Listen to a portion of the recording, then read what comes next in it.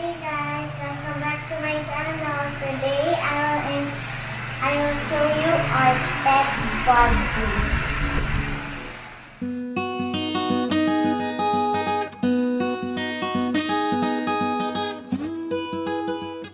Ang bird sa Tagalog ay ibon.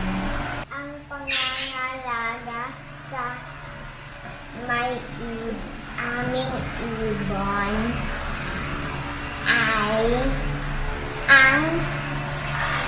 ay responsibilidad ko sa bahay. This one in the nest is Lina, the white one. And that one, the yellow one, is Honey. And the colorful one is Bracky.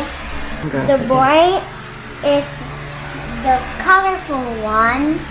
And then the yellow and the white one are girls.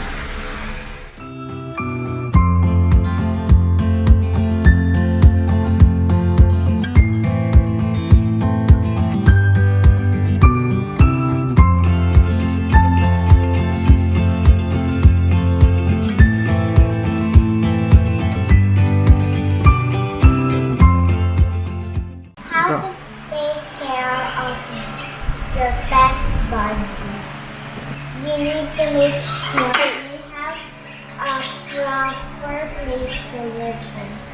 Me and my dad built this cage because the cage came, and when we got them, was too small for them. We need a place to fly around. Also, what you need to put in the budgie cage?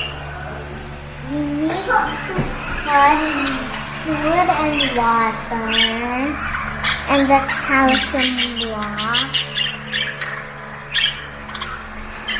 And we also put a bathtub for them to get clean, and we also have a nest box to lay if they need to lay eggs.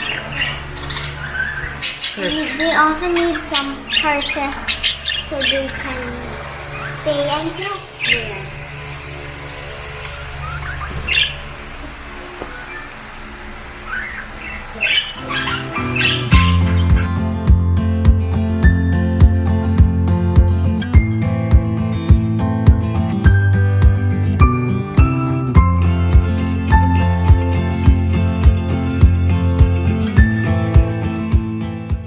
Second, they need to have nutritious food like seeds, the calcium block, and the cotton ball.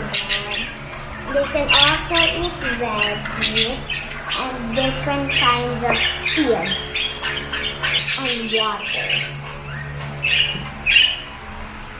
Third, they need exercise.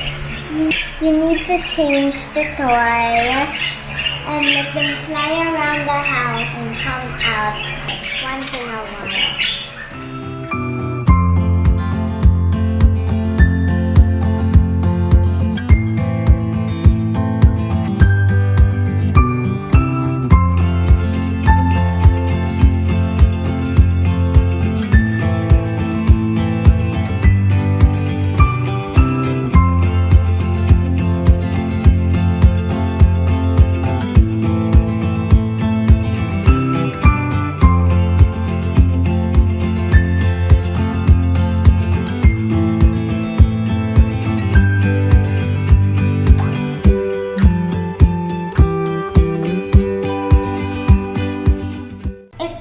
Want to buy the 3 birds like us, it will cost 200 each.